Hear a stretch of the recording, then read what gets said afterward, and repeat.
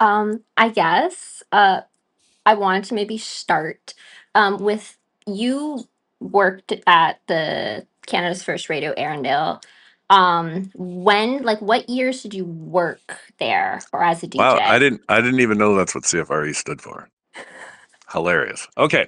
It started, I believe, 1985 as a DJ there. Oh, Wait, let me think. Okay, wait. Yeah. Third year. Yeah. 85, 86. Yeah. okay. And so you worked there for, you said your third year. Did you work there like in your fourth year as well? Yeah, I did it. I was most committed in third year. Fourth year, I did have a show with a friend of mine. I think we did it the whole year. I was thinking, I feel like I was more involved well, my third year, just because the guy I was with, we had a lot of laughs. It was fun. It was my roommate and sort of thing. But yeah, I did it again the next year. We did another show, but I don't know. I feel like the first year was better. Maybe I was just more involved or more into it. Whatever. The guy, I think he may have flunked out of school the next year, so he Mm. couldn't do it with me. I don't know. Oh, He wasn't back. So then I got another guy, and it was still pretty good. But yeah, it was probably best that first year that I did. So I did it for 2 years. okay. I guess could you tell me about like that first year? Because you said you ran a show with your roommate. Can you tell me more about that? Yeah. What do you want to know? Like when it was, that sort of thing. Like because I remember we went, as I recall it, we went in for an interview with like I think the station manager and another person. They kind of said what kind of music we liked, and then they would sort of assign you a time slot based on that. So I think at the time we liked more like classic music than what they would play during the day. So they gave us like a Thursday night show. I think it was Thursday night, and we do like a 2 hour show. So you'd go in and you were always supposed to go in ahead of time and kind of like write up your plans for a set list, and then they would approve it or whatever. And I mean, the night of you could pretty much do whatever, but that was kind of the idea. That's cool. So you said like classical music, you said? Well, not classical music, classic rock. Okay. Like it was in the daytime. I think they played more like of the current stuff. Mm. Ours wasn't like really old at the time, but it was probably a little older than what they were playing during the day. They would kind of play the new stuff that was just like brand new on the radio kind of stuff, right? And Mm. alternative and stuff like that. So Do you have any like go-to like artists or albums that you liked playing? at the time, let me think about that. There were like I know we played like the Clash, and I'm trying to think of what else. Um, I think we mixed in some newer stuff. I because I remember my roommate like the, I don't 80s bands like you probably never heard of like Major and Ultravox and stuff like that. So I think we mixed in that stuff. But I don't remember if we played like Bob Seger, maybe Bruce Springsteen, stuff like that. Sir, because you said you did it with your roommate. I guess how was that dynamic of doing it together? How was that? What? The dynamic of like Uh, working with someone else. oh, it was great. Like we just kind of you never knew honestly if anyone was listening. I'm sure some people were because the odd time you'd get a request or something, right? But they had it um playing like you had a speaker in all the residences, so some people would listen Mm. in residence, and it was on FM too. But you know whether people were finding it, I don't know. But my roommate was like a good guy. We had a lot of laughs. I don't know. They would have these these tapes you could stick in with sound effects and stuff like that. Ooh. So I remember one was like it was pouring rain or whatever. So we'd stick that in and go, whoa, it's really pouring out there, whatever. And then there was another one was like cats and dogs fighting, I think, or something. And so we'd stick in both at the same time. We go, it's raining cats and dogs and stuff like that. Like it was dumb stuff, but it was just like super entertaining because him and I just really got along well, and we just had a lot of laughs. So yeah.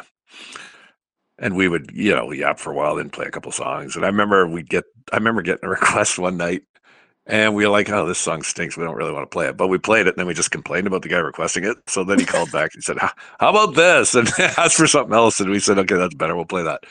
So yeah, it was weird because you didn't know whether many people were listening or nobody was listening or what. Because unless someone called and requested something, you really, presumably people were listening, but you didn't really know where you're at, right? So.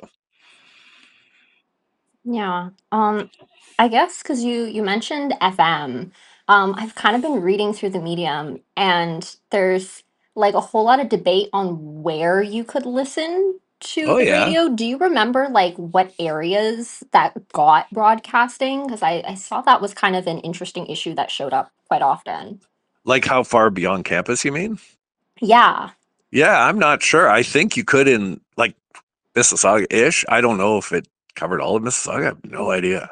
That's a good question. Why it kind of said that in the paper, like nobody really knew, or they kind of debated what area it covered. There was okay, I saw something about like McLean Hunter that you could listen to like in parts of Toronto and Mississauga, but then like there was another deal with Rogers that fell through. So like most of Mississauga had no coverage at all, and it was Oh, so it quite was weird. mostly on campus, you think, at times, or I'm guessing. I oh, don't know. yeah. I was just a DJ, right? So I didn't Hmm. really know the ins and outs of it, Hmm. but we kind of just did our thing and fooled around, and yeah, nobody listening. You just kind of assume no one was listening because whatever. But people did, yeah. Like I said, but it wasn't like you were getting a ton of requests every night, but people would call periodically, and it was kind of entertaining. But yeah, we didn't really know. We knew it was people on campus would certainly listen, but Hmm. I think it was beyond that. But yeah, I don't really know.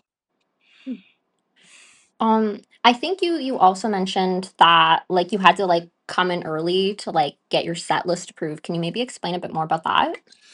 Yeah, they it was all records then, right? So Hmm. you would go in and you go, well, hey, I'd like to play this, and then the record they wouldn't have the record. So Hmm. you would kind of go through it and pick um from what they had, you'd Hmm. go through and go, hey, let's play this, let's play this. So you'd have to write it down a set list. And I remember once we were like playing, we suggested playing like three songs in a row by somebody or whatever, and that got vetoed. So you kind of had to mix different stuff in. We Hmm. were going to do, not that you couldn't do it, they would just kind of exit out, say, because I guess someone looked it over Hmm. from the higher ups and would kind of say that this doesn't fit the format, or maybe I just remember more of that if you wanted to play a few in a row by the same artist, they wouldn't like that, so Hmm. you'd have to switch that up. But yeah, and I don't really remember. I think it was probably like maybe the Monday night you would go in and organize it, and then on Thursday you would do it, and they would sort of approve it or whatever. I don't remember whether they handed you the piece of paper back or just left it for you that night. I'm not really sure. Hmm. But yeah, it was sort of interesting because it was a 2 hour show, so you kind of had a fair amount of songs you had to program and kind of decide on and everything else. Hmm. So yeah, and I forget if we would have. I don't remember if we like had people drop by and interview them. I think we did that occasionally, but yeah, I'm kind of vague on that part. But Hmm.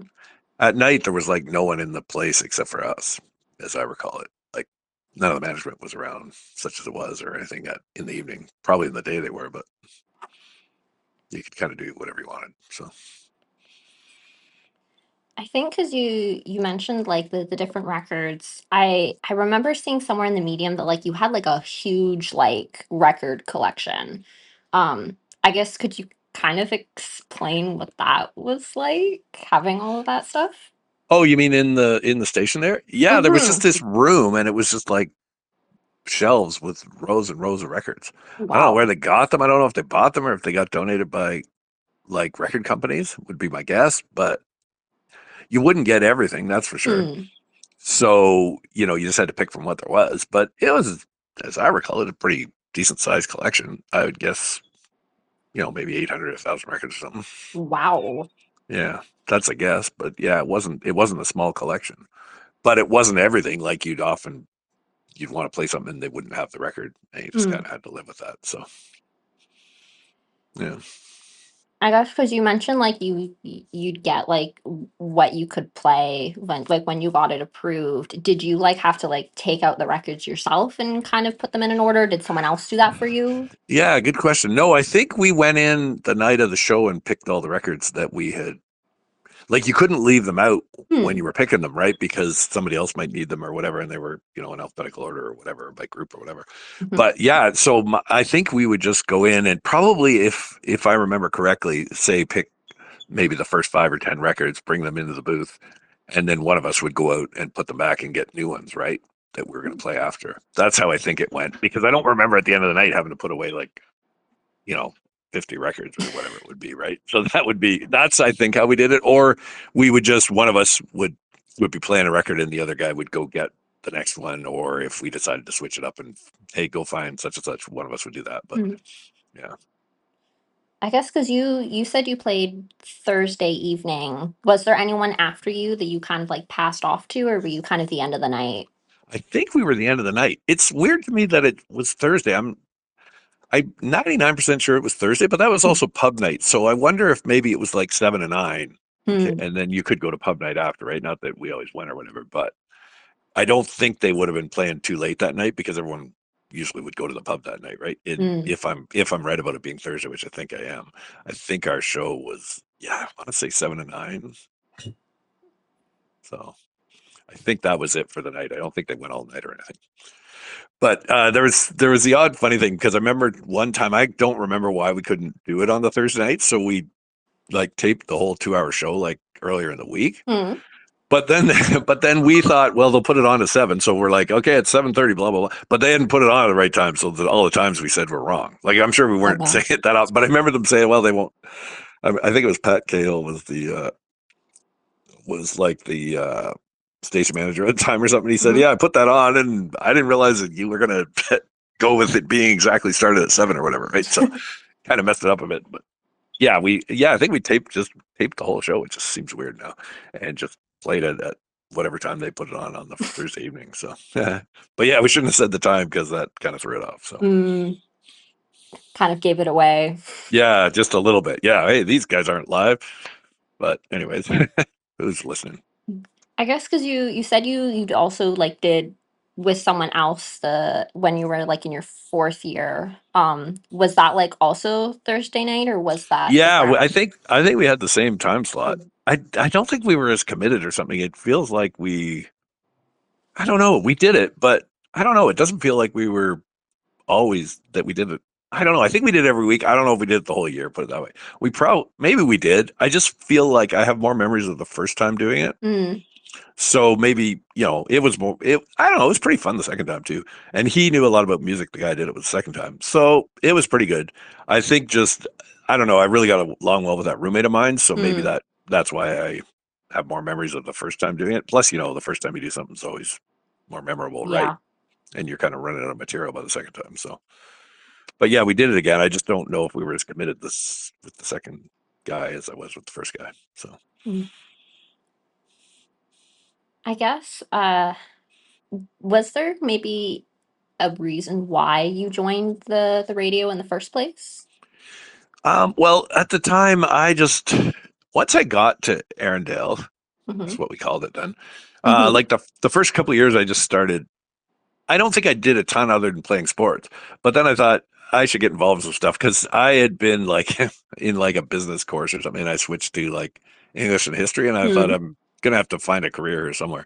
So I thought, maybe radio. I also worked at Medium Two as a sports editor, so I kind of got really involved in third year, and I just thought that kind of stuff would be good, down the road if you're looking for employment, and plus it was fun. I had like by then you've met a lot of people, you have friends, so you're like, hey, do you want to do this? And they're like, yeah, we'll do that. And but it was pretty busy, right? Because I was at Medium too, and back then that was a lot of work. It Mm. was like all day Sunday plus whatever you had done through the week, and then I was doing this on Thursday nights and stuff, and then playing ball hockey and all that stuff through the week. So, but I was in English and history, so I didn't have like class wise was only like 12 hours a week or something, so you could fit the stuff in, Mm. right? So yeah. I guess kind of because you mentioned Medium too. I did find like when you were the sports editor there, um, I saw at one point that you wrote about the radio, the CFRE having a touch football team. Do you remember anything about that? I do remember that. It wasn't. I don't think we played for the whole year. We just played 1 year against Mm. Exu. Is Exu still a thing? Probably not because it's not Arendelle anymore. But yeah, the executive that you elect, we Mm-hmm. CFRE played a touch football game against them. So I remember doing it 1 year. I don't know if we did it every year, but yeah, it was pretty fun. I feel like we just played over by North Building or something. and it was pretty great. But yeah, I don't I don't know why we did it or anything. It was just I remember I don't know if they challenged us or the other way around, whatever. But it's pretty fun. So I guess could you maybe tell me more about like the atmosphere of like doing that versus like, being in the studio with the radio? of the touch football game, Yeah. yeah, I don't. It was just kind of for a laugh, and just kind of like CFRE. You didn't meet a lot of people there, right? Because we would do our Mm, Thursday night show. Nobody else was there. yeah. We met the executive because you get interviewed by them at the start, but you didn't really meet the other DJs, right? Mm, So that was another thing we did. We made up a little like promo thing for one of those tapes that mm, you could play and just sort of say this is our show. We were called Just Two Handsome Guys, the first show. And we made like a little promo thing. And one of the guys there helped us record it and everything. And we just kind of said this is what we were thinking. I forget. We just made some dumb jokes from the Blues Brothers and stuff like that. And then I don't know if any other DJs played it, but we would play it right on our show. So mm, yeah. So you could do that kind of stuff too, which is kind of fun. But yeah, the football game was just kind of cool because you sort of interacted with the other guys that you didn't see a whole lot, right? Within CFRE. So mm, because I think the executive types at CFRE were there a lot. We would go in and set up our playlist and then we'd be there Thursday night, but that was it, right? So mm. I guess also about the medium, I know I saw some like conflicts between the medium and the and CFRE. Do you kind of have any idea working on both, like if there was tension between the two? hmm, not that I recall. I I was like doing the sports, right? So I didn't really was it Mm. in the news part or something? Would you must have read a lot of Medium twos. I don't recall that. But was it like as far as what was reported or what was it? I remember there was like someone at the radio threatened someone at the medium over something that they'd written. There was also No like way. they'd make jingles that would like include the radio and kind of like diss the radio. Um, Really? yeah, What stuff. year? Do you remember what year that was? Ooh, I would have to double check. I'm pretty sure the threatening was, I'm gonna say somewhere in the mid 80s. Oh, okay. So I was Um, probably around, but Yeah, I know there was like a poem or something that had CFRE in it, but I think pretty sure that was like the early 80s, if I'm not oh, okay. mistaken. Like making fun of CFRE or something like that. Yeah. Oh, okay. Yeah, we should have had a football game against Medium too. But Medium two was it wouldn't have been great because it. I mean, there weren't that many guys that worked at Medium two, so Mm, I don't know. Whereas actually, we had a lot of guys. I think we lost that stupid football game though. Bugs me. I just haven't quite gotten over it mm. yet. I'm just trying to see if I can find it because I know there was like at one point someone threatened someone else, and it was like, what is Like this? literally threaten them. The thing is though is that like it went back and forth of like the radio being like, no, we didn't threaten anyone, and the medium being like, no, we were threatened. It was- Oh, really? yeah. Huh. I can't seem to find it, but it was, Yeah, like you've gone through that archive of the Medium too, have you? yeah, there's Yeah, that's fun to there's a do, eh? website. Yeah, I've gone through a lot of that. Well, the Mm, ones that I was there, but mm, I assume it's the same thing you were looking at. I mm. can't believe they have all those scanned on there, but Yeah, pretty cool. we also have like a physical archive where apparently you can also look at like physical newspapers too. Oh, and they've kept a copy of every one, you think? I know they have certain years. I don't know for sure. Oh, wow, that'd be cool. Yeah, Mm, that's neat if they keep them at least. But yeah, on there, there's a lot scanned, so they obviously had mhm. a physical copy at some point, eh? Yeah. Yeah. I guess okay. When my friend was talking to Brad, Brad said to ask you about the infamous drunken Bruce Ball hockey interview. Um, is there a story there? Uh, I only heard it recently. I think it was John Erickson, the guy I know that was Brad's roommate, and he interviewed this guy Bruce Taylor. But I don't remember it. But yeah, apparently Bruce was like drunk or whatever. I don't know. And John said John said it kind of ended his radio career. So Ooh. that's all I really know about it. I forget if John. I didn't remember John being on there too much, but maybe he was just like a guest interviewer. I'm not sure. Maybe Hmm. he had a show. He might have had a show actually. He knew a lot about music, so yeah, that's the only thing I know about. I don't really remember it from time. I knew both those guys, but yeah, John said it kind of ended his radio career. So, Oh wow. Do you which he think? found funny now. I don't know if he did at the time or not, but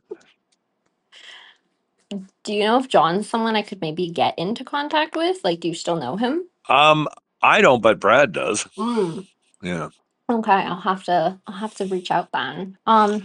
And another person, if you wanted to contact them, is Karen Taylor. She was a manager there or something. Like she was higher up in CFRE. Okay, Yeah. good to know. Mhm. Um, I guess was there any interviews that you did that you remember? No, we mostly just yapped. Hmm. I don't remember bringing anyone because we were at night too. I don't remember bringing anyone in for an interview. We would just kind of make wisecracks mostly. So Hmm. yeah. Not that I recall. I would not be surprised if we had like friends drop by the odd time. We just started interviewing them on the air, but I don't really have any specific recollection of it. But Hmm. wouldn't surprise me if that happened. Um, I guess I'm pretty sure at the time there, I think the CFRE like was on in Coleman House or something. It was, yeah, it was upstairs at Coleman House. Could you Is maybe? that Coleman House still there or no? I'm pretty sure they demolished it and put Yeah, something else there. too Um, bad. yeah. I guess could you maybe describe Coleman House in the studio for me? Yeah, Coleman House was essentially a house. So at the front corner, they had is this is my recollection, anyways. They had like the residence office, so you could go in there and if you had any issues or whatever, you could go in there. And Mm, then there was an open area where we would sometimes. I remember more in my later years, they would have like a residence event there. We would go in and play a game or with a whole bunch of people, and mm, then you went up. And then in the middle of it, you went up these stairs. Oh, they also had meetings and stuff like that there, mm. and you went up these stairs and then the CFRE was on the top floor there. So it was like, well, it was fairly big. It was one big room where all the records were. In the middle was the Mm. booth, and then on the if you had turned right, I think it was like the executive offices or something. Okay. I guess could you maybe like describe that booth? um did you probably never watched WKRP in Cincinnati, right? Probably too young. But it's like it's got a glass side so you could see people coming up the stairs or whatever. Mm, And then you were in there and there was like two turntables and the microphone was in front of you and you'd sort of be sitting there and you could see people if they were coming by out, you know, in the building, which you people would periodically, but that night there weren't a lot of them. mm. And so you could go into that and go get the records or whatever. It was, 50 feet away or whatever. Okay. And the booth also had a window at the back, I remember, because I remember I was looking out at back then there was a pool there, which nobody Oh. ever used, but it was outdoors. So, because I remember my friend go, "I'm looking out at the dead leaves on the pool and this sort of thing," because that's all you could see from there. So, Um, I know. I think CDs came out like in the early 80s. hmm. I guess like did you mainly use like vinyl records, CDs? Yeah, Was there a mixture? we never used CDs when I was there. We had Mm, all vinyl records. We did have those tapes that were almost like 8-track tapes for mm, like promos and stuff, but all the music, as I recall it, was on vinyl. Although we did mm. tape the shows, like when we taped the show, it was like on a cassette tape. When I said Okay. we played it later in the week, because I kept a couple of those cassette tapes of our show, Hmm. which are pretty boring now, but because it's mostly music, right? Who wants to Hmm. listen to the same old music? But yeah, I think I kept like our last show or something. But yeah, Okay. so I don't know if they taped every show. They might have, but because I wonder if they sometimes reviewed them later. I'm not really sure. I doubt they taped everything, but Hmm. I might be wrong. I'm not sure. So I guess is those like recordings, so if you still have access to them, totally cool if not, but would you be willing to share them with me? what, like, send them to you? It's pretty terrible. I could look for it. I'm pretty sure I could find it. Why, you want to listen to it? I mean, it'd be kind of interesting to see, I guess, the radio like back then. I But don't know. It's probably pretty embarrassing. It's totally cool if not, though. Just wanted to ask. Let me think about it. Yeah, You can yeah, text me sure. later. All right. I guess you sent something about like an 8 tape something. Do you know what an 8-track tape is or no? No. Oh, okay. Well, cars used to have them. They were Okay. terrible, but it was so you could buy an album, say about the Rolling Stones, it would be on it. One option was an 8-track tape, but they were terrible because they had to keep the length of the music. Like it was a two-sided thing, I think, or 4-track or something. So they had to keep the length of the music the same on both sides. So they changed the order of the album sometimes. Hmm. Or as I recall, I think they even like had half a song on one side and half on the other sometimes. So it would click and then it would finish the song. It was terrible. But that's what they so they're I'm trying to um get it so that you can picture what they look like. They're kind of like you know what a cassette tape is, right? Yes, yeah. They're like probably twice the size of that, and they slide into the machine. Hmm. So I don't know if they were actually 8 tracks that we used for the promos on the show and the sound effects and stuff, but they were similar to that if they weren't, and they kind of slid into the machine. So about half the tape was in the machine and half was sticking out. Hmm. That's So cool. yeah, that was interesting. Wonder what happened to all those tapes. Probably got thrown out 20 years ago.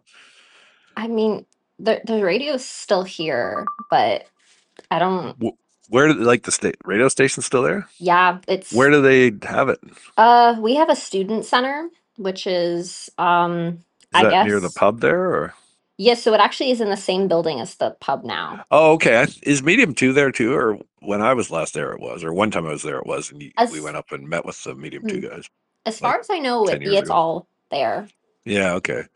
Yeah, so it'd be neat if they had put some of that stuff in storage, but they probably pitched a lot of it Mm, because you yeah, can't keep everything, right? yeah.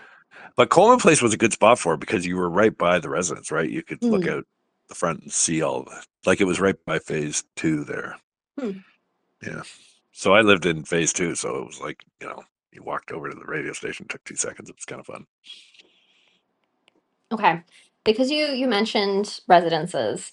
I also saw something in the medium about like some of the residences didn't get access to like the radio or like it was broken or something. Did you Oh have yeah. access? We did. They were always broken, but I remember Mm, my roommate, the guy that I was on the radio with, he hooked it up so that ours worked. But nice. yeah, they always seemed to be broken when you got there. I don't know Ooh. why, or just unattached or whatever. Like the only time I remember getting it is when he attached it. I don't think it was anything complicated, but he made sure he attached it, and then we were able to listen. Because I remember him going, he was fiddling with it. And he goes, "We had these, we had them like these in Nam," and then he hooked it up. This is being funny. So yeah, so ours worked after that, but I feel like every year I went into residence, the speaker didn't work. Oh. So that's why you wondered how many people were actually listening. Hmm. Yeah. Okay. I Um. think I know they did in phase 1 and 2 had those speakers. I'm assuming phase 3 did too. I think we did. Hmm. So everybody had them, but whether or not many of them worked, I couldn't say. Was there anywhere else on campus that you could listen to the radio? I feel like they maybe played it in like the meeting place there. Mm, Is it called the meeting place in the South Building? I think they played it over that. okay. I don't know if they did all day, but I think they did places like that. Probably just that actually, because North Building didn't really have a place to meet like that that you would Hmm. play it. So I think they did play it in there though. I guess. Is there anything else about the radio that you remember? Any interesting stories that you have? Hmm. Wish I did. I'm coming up with nothing on the spot here. I don't know. I liked it. It was cool when you would go in for the meeting at the start of the year and say you were interested in a show Mm, because I don't know. We got one. I'm assuming everyone that wanted one got one. mm, I don't know, but they would kind of say, "Okay, we think you would fit in best on when nobody's listening." No, they didn't say that, but they were probably thinking that. They're probably like, "Your music will put at night." I don't know, but we were just like, "Okay, that works for us." mm. We didn't care. No staff around. It was kind of good, right? So, and I remember back then there'd be the odd record you'd pull out. I remember pulling out a Clash record and it said this song is blacklisted, so you weren't allowed to play it. So, it'd be the odd thing like that. Hmm. But yeah, I guess since you like mentioned like you go in and kind of like, you know, talk about what you were interested in doing, what I guess where did you kind of learn that, this is where I can go and, maybe join the radio? Like how did that yeah, work? yeah. Good question. I probably just heard about it using the speaker and stuff. I don't know. My roommate came and I think we just said, "Hey, we should go over and apply," because you knew where everyone knew where it was, right? It was right Mm, in Coleman Place where you went a lot. So I don't remember filling out an application, but maybe we did because then they called us in for an interview, right? And kind mm, of said, you're interested. Da, da, da, da. You didn't have to do a test or anything, and they didn't like put you on the air and say, or like pretend to put you on the air and see if you knew what you're mm, talking about. They just kind of gave you a show, but they did interview you. So I don't know if everyone was considered suitable and mm, or if they, I'm assuming they didn't have like that much interest that it was, hey, we have too many people, can't give you a show. mm, We didn't have any problem getting one. So mm, yeah, I don't remember specifically why I went and did it, except that I was sort of interested in radio and TV at the time, so it was a good thing to do. mm. Yeah, so Do that's you what we did. do you remember anything about that interview? Like were they more interested in like seeing if you were charismatic or, technical stuff? That my recollection was more what type of music you liked, but Mm, yeah, I think there was probably some of that. I don't remember if they like. I think my roommate and I were both there. I don't even really remember that for mm, sure, but I think it was probably more like what do you envision your show being about or whatever. But we didn't have any like particular format other than maybe what type of music we would play. But I don't mm, remember going, well, we'll just yap and see what happens. But mm, that's kind of what we did. So yeah, I don't know. That was kind of cool to meet with them because, you just kind of said your thing. And I forget if they like that night said, okay, we'll give you, they probably got back to us and said, look, here's your time slot. Go for it. mm, So yeah, it's kind of neat. And I would think they probably told us like this is how it works. You come in this day, you fill out these forms and submit it to us. mm. We'll look it over and see if it passes or whatever. I guess because that would have been, I'm guessing, like the first year that you did it. Did you have to like reapply the next year? I think so. Yeah, but I think it was pretty easy the next year because Mm. I'd already done it the one year, but I had Okay. a different guy doing it with me. I don't remember an interview that year, but there might have been one. Hmm. But we came up with a new name. I think we were called Controlled Rebellion or something, and they liked that name, so they said you can do a show. That is. Wait, I forget if you mentioned. Do you remember the name of the show that you did when you were the first year you did it? Yeah, just two handsome guys. We were called. That was it. It didn't really have anything to do with the show, but yeah. So that's what we put in that little promo tape we did, which I think we only did the first year, but it was pretty Hmm. funny. It was good because there was this other show that had a really cool promo. They were called Edwin and Jello. That's all I remember about them, and their tagline was Edwin and Jello, the early morning rebels. So then we were like two handsome guys, the late night quasi rebels or something. We just kind of stole it from them because we would play their promo a lot on our show because it was pretty funny. So So you played their promo. Did you like do any other promos? Mm, that's the only one I ever remember playing. I don't even know mm. where we like. I think it was just sitting there. We like gave it a try and it was funny. So we pretty much played it every time we were in there. So I doubt anyone played our promo, but we did. So yeah, so and that was all that mattered, right? As long as we had something to Mm, play, it was kind of a bonus. But yeah, and we'd be looking through it and be like, hey, look, here's sound effects of cats fighting. Let's put that on, see what happens. So mhm. Was there like, did you like do ad rolls or anything like that? Yeah, I think it was the same kind of thing. There'd be tapes for that. I don't really specifically remember ads per se, except for Mm, like the other radio show. But yeah, there probably was. mm, Yeah, that's a good question. I don't really remember. Or I don't know if they came in and said, make sure you mention such an event, right? They might have mm, done that too, but I don't really have a specific recollection of that. mm. Yes, you mentioned at one point you kind of were maybe interested because you were into like radio and TV.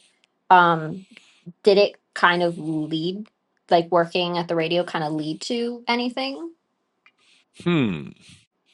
Not really, no. Because I did the medium too, also, but Mm, then I kind of went a different direction once I graduated. mm, I'm trying to think if I ever did anything like that. Like I did, I like more along the lines of medium too. I wrote for like in my job. There's mm, a trying to think. I think I might have wrote for. Oh yeah, I was in a probation officers association. I'm a probation parole officer, mm, and I would write articles for that and stuff. But I don't think I ever did any radio type stuff. mm, A good friend or a pretty good friend of mine there, Neil Mather, he was I think he had a show and he worked at Chum FM at the time while we were at Erindale. So mm. that was pretty cool. He was like I think he was an occasional DJ and he worked in production and stuff like that. So he knew a lot. I don't think he had a ton to do with CFRE. He may have had a show, but yeah, he knew he knew a lot about radio and stuff. So he actually said, "Hey, if you want to apply at Chum FM sometime, you can mention my name." I don't think I ever did though. Hmm. It was very nice of him, but I don't recall actually applying. So if I did, I didn't get it. So there you go. But I don't think I did. I Was there maybe like any skills that you learned when you were like working at the radio that you maybe like used after the radio, other things in Arendelle? Like that I used since I left, you mean? Yeah. Or while I was there? Oh, but are you including medium two or more the Arendelle or the radio Arendelle part? Probably more the radio, but if there's anything from the medium, that would be interesting. Well, I just think because I did a lot of different stuff, it just helped Yeah. me. Like, because in high school I wasn't that involved in stuff, Hmm. so I took a bus and stuff, and it was hard to be involved. Mm, And at Arendelle, I just got way more involved in stuff, and I think it all helps, right? Like, you kind of learn how to relate to people more and all that. I mean, Arendelle was good for education, but it was better for like social stuff and getting fitting in and getting to know people and networking and all that kind of stuff. mm, So I think that including the radio station all was kind of made just kind of made you more well rounded that you had those options to do there, right? So mm. Is there, I guess, maybe anything interesting that happened in your time in Arendelle, like not necessarily related to the radio? what, like just anything? Mm-hmm. Any like interesting stories that you have about Arendelle?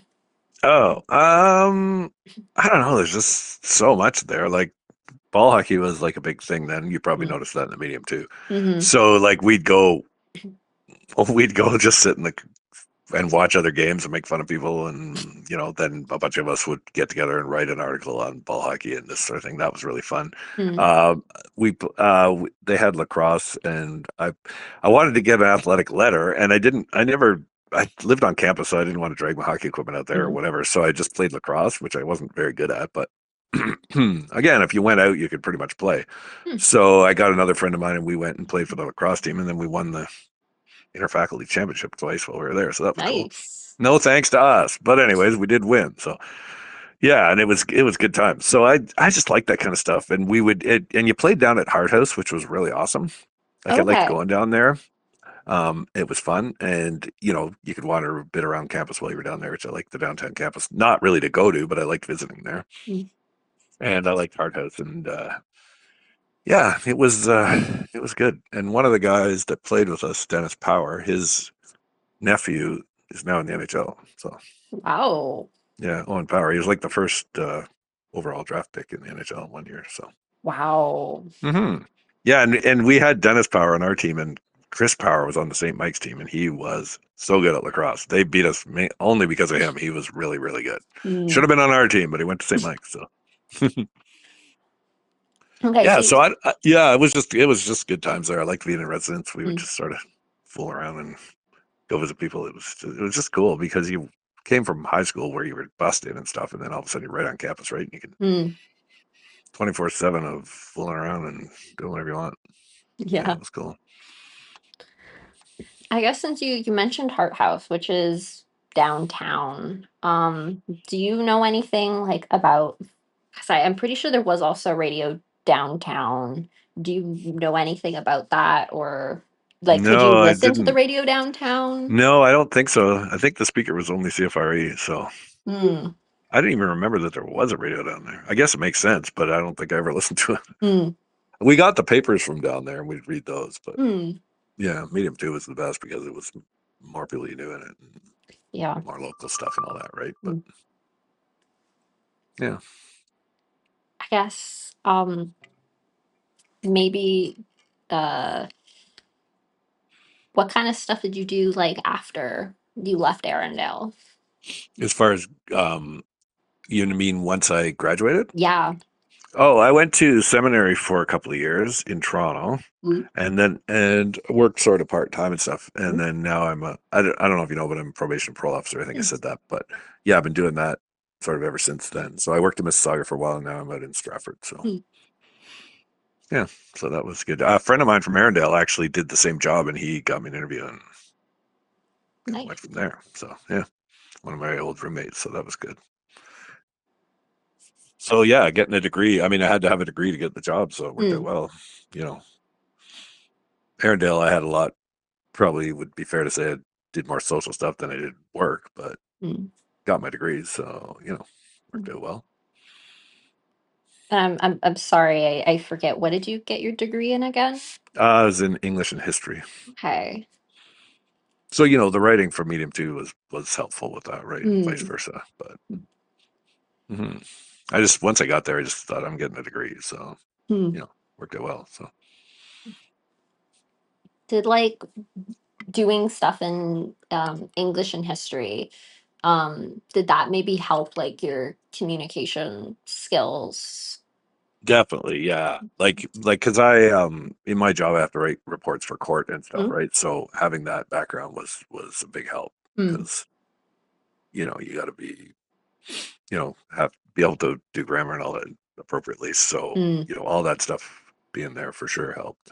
I think it probably helped me get the job too because those reports for court, they have to be well written and Yeah.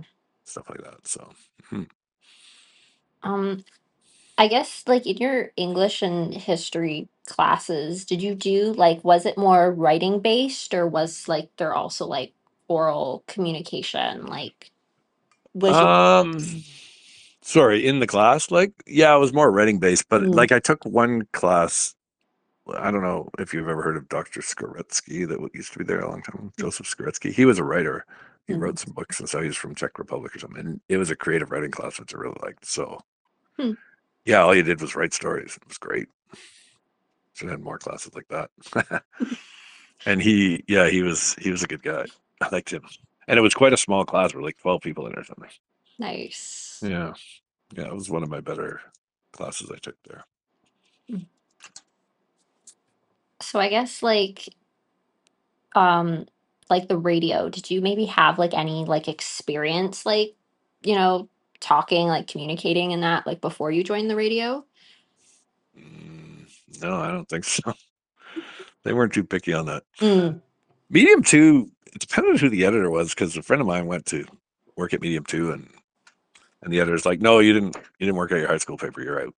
And but when I went, they needed a sports editor. They weren't too picky probably and mm, I had written for them the year before, right? So it wasn't mm, like I had not done anything, but yeah, that if they needed it and you were willing to give it a try, you'd have a pretty good shot at it. So, some stuff may have been more it always seemed like they had sort of one person interested and maybe had written the year before because I got a friend of mine do it the year after I did. I said, mm. "Hey, do you want to be sports editor?" And he did. So Hmm. yeah. I guess because you just did sports, did you ever write anything about the radio other than like the touch football? No, I don't think so. Yeah, I write the touch football thing or you don't know? Well, I'm pretty sure you were because at that point you were the Uh, the sports editor, so I'm pretty sure your name was on it. But a lot of the oh, stuff okay. doesn't have names, so. Oh, okay. So yeah, you're going through. I don't know. Yeah, no, that's I think the only thing I wrote about the radio. Mm, I remember writing in like the year before I was sports editor. I think I wrote like a movie review and mm, maybe a couple other things music wise, maybe. But I didn't do much while I was at Erindale as far as crossover things. I don't think, but mm. I guess okay. Do you know anything about like a road show? that the radio had? No, Okay. doesn't Um, ring a bell. um, was there, I know they played at that point, they played like bands and that played at the pub. Um, was the radio ever like involved in that to your knowledge? Hmm. Not that I know of. I Hmm. don't know. They got some pretty good bands there, so but I don't know Hmm. if the people from the radio had anything to do with that or not. I'm not really Hmm. sure. Um, that's okay. So Coleman House, going back to that, the studio was upstairs, and then you said, what was the pub? Where was the pub, if you don't mind me asking? Like, was it in Oh, there or was it no, somewhere no, else? I don't mind you asking. No, if you like you know the campus, right? Like if you know Yeah. where phase two is, right across from it was Coleman House. If you Yes. walk down that little path that went beside Coleman House to the left of it, if you Mm. know where Coleman, I don't know if you know where Coleman House was, but there's a path and you go through there and then the pub was right there, which is now like a residence, I think. It's Mm. just on the way to the north building, kind of. Okay. Yeah, there was a square pub there, and then almost like right across from it was the medium two office. And Okay. there was a tuck shop and then a medium two office. They were two little, Hmm. almost like portable buildings, Hmm. just along there, just past the pub. So you went through that little path, which I think is still there, and the pub was right, but right where the pub is now. I think it's a residence. It's a big building. Hmm. It's in the middle of trees, but yeah, and so it's not very far from Coleman Place. It was Hmm. really close, but just down the road a bit. But Okay. I guess because you said that the medium was also like in a different spot.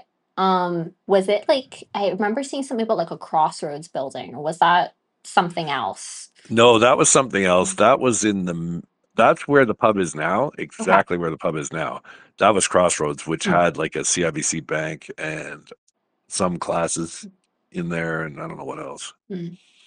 But the pub was a different building, little more almost at North Building. Hmm. Um, okay. I think because we talked earlier about like you like kind of doing your show later. I'm assuming there was like someone that had a show before you. How did they kind of like pass off to you? Good question. I don't remember who was before us. I think they would just kind of wrap up and probably leave a record going and Hmm. then leave the booth and we would come in with a stack of records. That's how I remember it. I don't, Hmm. it's funny, I don't remember who it was or anything at all. But yeah, I'm sure we would have crossed paths with them, but then they would have just, yeah, probably just left something Hmm. playing and then said, okay, see you guys. Don't really remember that. But yeah, it was two turntables so you could put the next record on and get it ready. Hmm. Um, and then when that, you could either fade the one out or just start playing the next one, whatever, you Hmm. know. Guess could you maybe because I mean me knowing more digital tech, could you maybe explain like the fading versus just like cutting to the next one? Like how did that work? Yeah, I think there was a button that switched between the two turntables, or Hmm. maybe one for each. So if you just started the next one, and then you could lower the volume on the one, I think, Hmm. and then just go into the next record, so there wasn't like a space between where you're Hmm. switching records or something, right? So you could either just turn it down gradually, especially I think we did that on occasion when we were bored with a song. We would just sort of turn it down gradually and then move on to the next song. I'm sure we did that actually. Um, I guess like because you also talk like you'd also like crack jokes and stuff like that. Did We you would like what? Sorry? so, like you said like you would also like talk and that as well Oh while you were yeah, right. broadcasting? Yeah. Um, how many songs would you play, I guess, like My before you recollection is you'd play three songs and then you'd yap for a while. okay. Not like always, but that's Hmm. what I think we did. I think we would play like three songs and then we'd yap for a bit. You know, someone would go out and get some more records. So we probably got like three or six at a time, something like that. Hmm. And then one of us, like I said, could sneak out and get some more if we needed them or whatever. But yeah, so I think we'd play three, do a couple of promos, yap for 5 minutes, and then put on some more music. Hmm. Was there maybe any like policies or rules of because I know you mentioned like blacklisted stuff. Was there any like anything else that you remember like policy wise? No, they didn't want. like I told you, they didn't want you playing like a bunch of the same band or something. Mm-hmm. But yeah, other than checking over your set list and which they almost always approved, except for I think the one time when we had like we were going to play more than one song by the same band in a row or something. Um, but they didn't say, "Hey, look, you can't play certain songs or certain types of songs." I don't remember anything like that.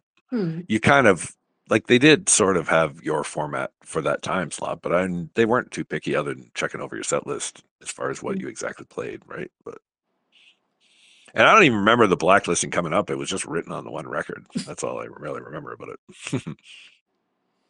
Um, do you remember like who approved your set list, or like was there like a person that approved like everyone's set lists, or was it? Yeah, like I feel like it was Karen Taylor, but I know her now. I didn't really know her then. I think I Mm-hmm. might have interviewed with her, but yeah, it was probably her or Pat Cahill. They were sort of the station managers, I think. There was another guy, Rob Cavassi, too, that was Mm-hmm. he was quarterback on the when we played that football game, so that's why I remember him. So I don't know if he was like the year before Pat or if they were two different positions. I'm not really sure, but there was like a few executive types that were just students, right? But they would kind of look over your set list, and I don't know, I don't remember them like writing their name. Hey, this was reviewed by so and so, but they would, if they didn't like something, they would cross it off, and most of the time they just put check marks. I think to say this is fine. Mm-hmm. So. I guess since you mentioned the football game again, what did you like? What position did you play on that?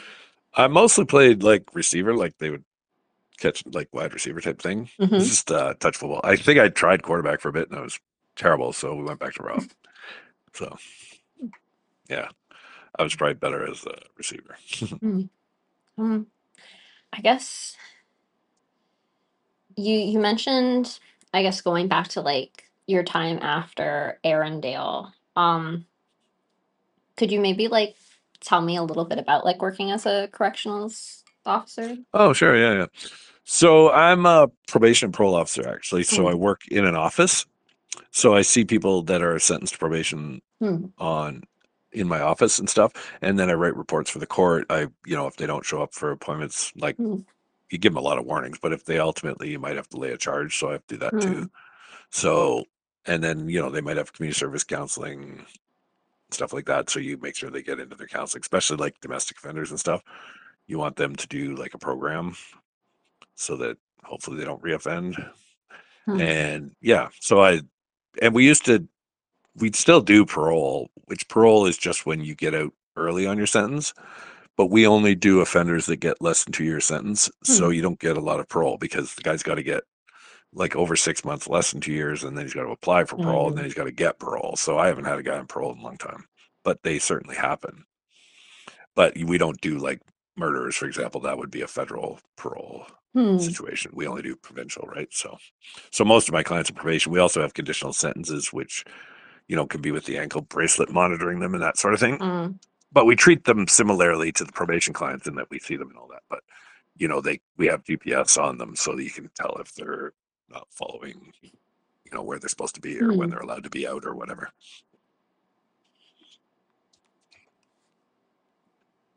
So that's what I do. Is that kind of what you've done since you've just kind of did the Yeah, one thing? yeah, that's what I've done since I graduated.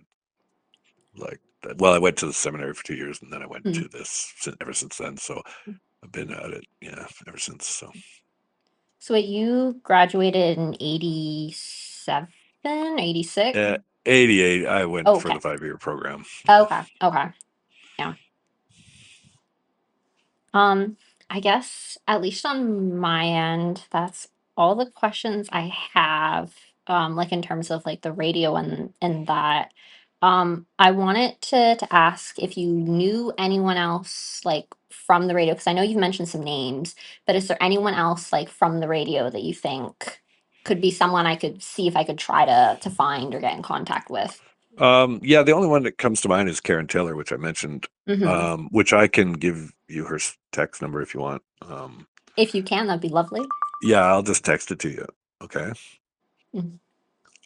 That's the only one that I can think of. Like the other two guys, Pat Cahill and Rob Cavassi, Mm, I knew then, but I haven't had any contact with them. I mm, think Rob is on the Alumni 80s site. But mm. oh, there's another guy, Richard Gray. I don't have his number, but I think he was involved in the radio station. He was also on Exu, so um, and he Mm. works in radio now. So if I were you, I'd just look him up on LinkedIn. Mm. Okay. He's like quite high up in radio now. So Okay, that's good to know. hmm yeah, he's I forget what his position is, but I have him on LinkedIn, and he's done quite well. I think it's radio related. So yeah. Um, and I wanted to ask as well as if are you okay if like I have follow-up questions while I'm kind of writing my piece if I reach out to you again? Oh yeah, I do that all the time with my reports for court. I'm always like calling people, "Hey, I got some other questions now. I can't read my writing, whatever." So, absolutely. Okay. Um, okay, I'm gonna stop the recording.